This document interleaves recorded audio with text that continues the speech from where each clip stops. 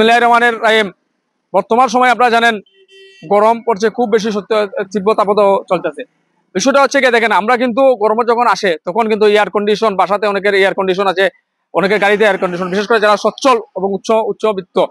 কিন্তু প্রকৃতি আপনি এয়ার কন্ডিশনে বসে, এয়ার কন্ডিশন রুমে বসে যে শীতল আবহাওয়া পাবেন, তার চেয়ে শীতল আবহাওয়া আসছে কিন্তু এই প্রকৃতি।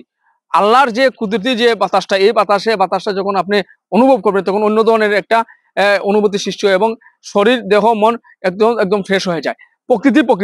প্রকৃতির সাথে প্রকৃতি আল্লাহর নিয়ামত যেটা এই যে কুদরতি যে বাতাসটা এবং এটা কিন্তু এটার যে শক্তিটা কিন্তু আলাদাই।